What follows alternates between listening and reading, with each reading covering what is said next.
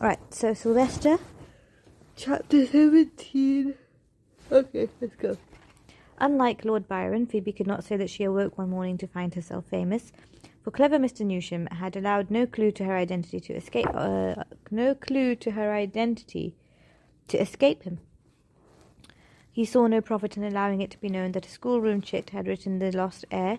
Far better, he told his partner, not to set the ton wondering. Poor Mr. Otley, protesting in vain that none but sapskulls would sport the blunt to the tune of 18 shillings for a romance by an unknown author, resigned himself to ruin, and watched with a jaundiced eye the efforts of the senior partner to puff off the book to the ton. But Mr. Newsham had been right all along. The skilful letters he had written to influential persons, the flattery he had expended, the mysterious hints he had dropped, bore abundant fruit. The list of private subscribers presently caused Mr. Otley's eyes to start in his head. "Aye, and that's only the beginning," said Mr. Newsham. "These are the nobs who would melt a fortune not to be behindhand in the mode. All females, of course. I knew they wouldn't risk the chance that a Roman Clef might not take. By the by, I've discovered who that fellow with the eyebrows is. None other than his Grace of Salford, my boy. If that ain't enough to make the nobs mad after the book, tell me what is." Since Mr. Newsham continued to correspond only with Miss Battery, Phoebe never knew that her book had been launched until she saw the 3 handsome volumes in Lady Sefton's drawing-room. Dear Lady Ingham, has this audacious book come into your way? But I need not ask. Is it not the wickedest thing imaginable? Cried her ladyship, with much flattering of her fan and her eyelids. Odious creature, whoever she is, and it is not Carol Lamb or that Irishwoman, and that I know for a fact, setting us all in a pillory. I forgive her only for the sketch of poor dear Emily Cowper. I own I laugh myself into stitches. She has not the least notion of it, of course, but think it meant for the likeness of Mrs. Burrell. But Ugolino, oh dear, what must be his feelings if ever the book should come in his way?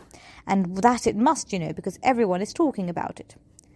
Too soon for her peace of mind did Phoebe prove the truth of this statement. Some, like the haughty Countess Livian, shrugged it off, calling it an almond for a parrot. Some delighted in it. Some were shocked by it. But all were eager to discover its authorship. Never, thought Phoebe, could an author have watched the success of her first venture with more consternation. All her pride and pleasure in it were destroyed, and by one tiny thing that might so easily have been changed. Could she but have removed from the book every mention of a pair of eyebrows, the rest would have been forgiven her, for only in that one portrait had she been blind to the virtues of her victims. Lady Ingham, startled to find that the whole town, or as much of it as had signified, was discussing her granddaughter's novel, demanded a copy of it from the reluctant author. Phoebe, who had received a set forwarded to her by Miss Battery, shrinkingly presented her ladyship with the 3 elegant volumes. The dowager read it through, for some time anxiously watched by her trembling granddaughter, whose nerves suffered severely from the rapid transitions from hope to despair engendered by the dowager's frequent utterances. A chuckle sent her spirits up. An ejaculated "Good God!" brought them down with a rush, and she was obliged many times to slip out of the room, unable to bear the suspense.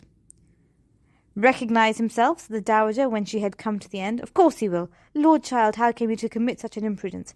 What a mercy that the whole thing is such a farrago of nonsense. I should wonder at it if Sylvester treats it as beneath his notice. We must hope he will, and at all events it need never be known that you wrote it. Who knows the truth besides your governess? I collect she is to be trusted?" Indeed she is, ma'am. The only other is Tom Ord." The dowager clicked her tongue. "I don't like that. Who's to say that a young rattle won't boast of being acquainted with the author when he finds you become famous? You must write to him instantly, Phoebe, and warn him." Phoebe was hot in defiance of her old playfellow, but it was not her championship that allayed the dowager's alarm. It was the appearance on the scene of Tom himself, accompanied by his father and managing to walk very creditably with the aid of a stick. No sooner were the guests announced than Phoebe flew across the room to hug first one and then the other. The squire, kissing her in a fatherly way, said, "Well, puss, and what have you to say for yourself, eh?" And nothing could have been more brotherly than Tom's greeting. "Hello, Phoebe," said Tom. "Take care what you're about now. Don't go rumpling my neckcloth for the Lord's sake. Well, by Jove," surveying her, "I'm dashed if you don't look quite modish. Won't Susan stare when I tell her?"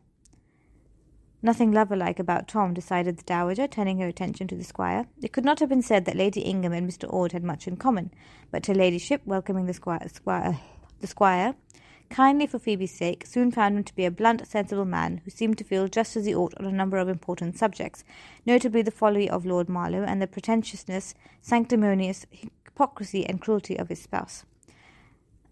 They soon had their heads together, leaving Tom and Phoebe to talk undisturbed in the window bay. Knowing his Phoebe, Tom had come in the expectation of being pelted with questions about everyone at Osterby and at the Manor, but except for a polite inquiry after Mrs. Ord's health and an anxious one about Trusty and True, Phoebe asked him none.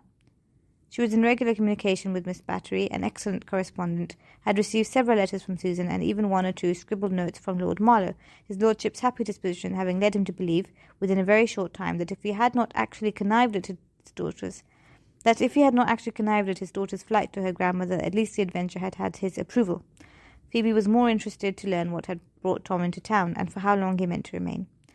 The Squire had business to transact, and it was so abominably slow at home, when one couldn't yet ride or fish or even walk very far, that there was no bearing it. So Tom had come to London with his father. They were putting up at Reddish's hotel, and meant to stay for at least a se'nnight. The Squire had promised to take his son to visit one or two places he had long wanted to see. No, not edifices. He had seen them years ago. Interesting places, such as the Fives Court and Jackson's Saloon and Cribb's Parlour and the Castle Tavern. Not in Phoebe's line, of course. And he was going to call on Salford. He told me to be sure and do so if ever I was in town, so I shall. He wouldn't have said it if he hadn't meant it, do you think? Oh, no, but he's gone out of town, Phoebe replied. I'm not perfectly sure when he means to return, but I dare say it will be before you go away. He spoke of it as though he meant only to be gone a short while. He is at Chance, visiting his mother. Do you see him, then? Tom asked, surprised. Yes, frequently, Phoebe answered, blushing faintly. I have come to know one of his cousins, you see, and so we often meet. But, oh, Tom, the most terrible thing has happened, and if you do see Salford, you must take the greatest care not to betray me. I dread his return, for how to look at him in the face I don't know. Betray you? Demanded Tom, astonished. What the deuce are you talking about? My wretched book. Oh, that. Well, what of it? It is a success, said Phoebe in a voice of tragedy. Good God, you don't mean it. I wouldn't have believed it, exclaimed Tom, adding still more infelicitously, though I must say it has a devilish handsome binding. Sippy showed it to me, you know. It isn't the binding people are talking about, said Phoebe with asperity. They are talking about the characters in it and the author. Everyone wants to know who wrote it. Now do you understand? Tom did understand. He pursed his lips in a silent whistle, and after a minute said, Has Salford read it? No, he can't have done so yet, surely. He went away almost immediately after it was published.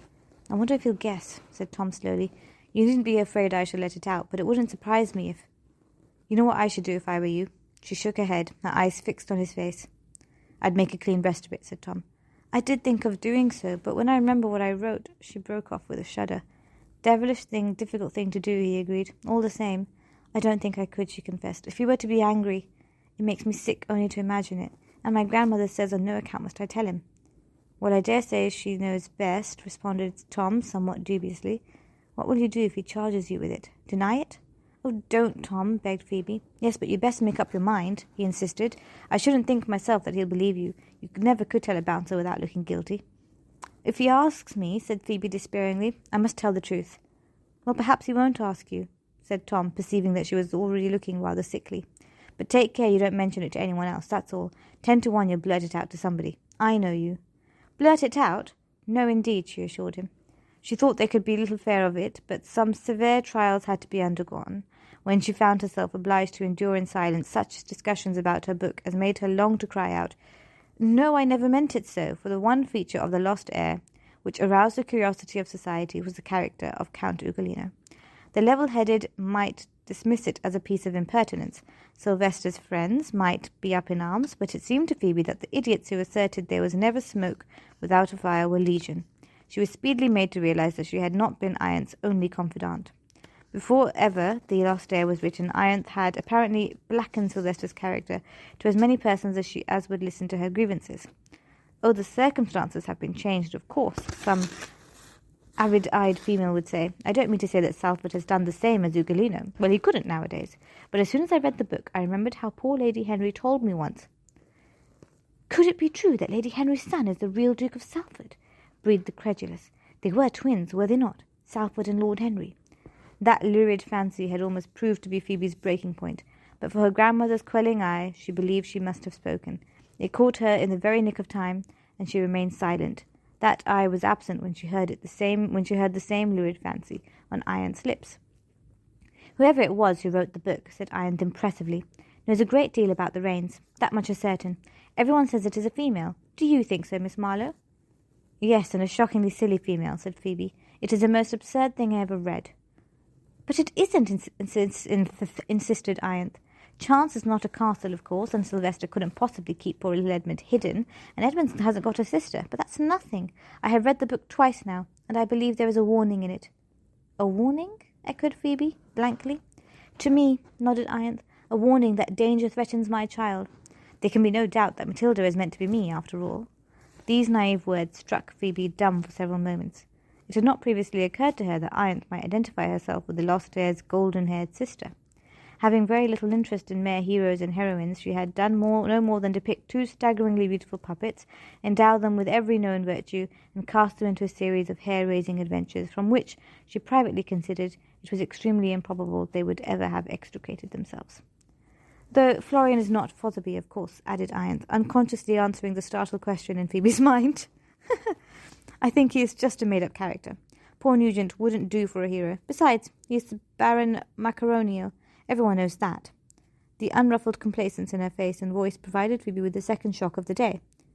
This one was not of long duration, however, a bare minute's reflection sufficing to inform her that the grossest of libels could be pardoned in an author who painted Lady Henry herself in roseate hues. And Harry was Sylvester's twin brother, pursued Iant. Count Ugolino's brother was not his twin, Phoebe managed to say. No, but I dare say the author was afraid to make it all precisely the same. The thing is, Ugolino was an usurper. Lady Henry, said Phoebe, speaking in a voice of careful control, you cannot seriously suppose that Salford is an usurper. No, except that there have been such things, and he was a twin, and I have often thought, when he has encouraged Edmund to do dangerous things, like riding his pony all over the park, all by himself and climbing trees, that he would be positively glad if the poor little fellow were to fall and break his neck. Oh, hush, Phoebe exclaimed. Pray do not say so, Lady Henry. You are funning, I know, but indeed you should not.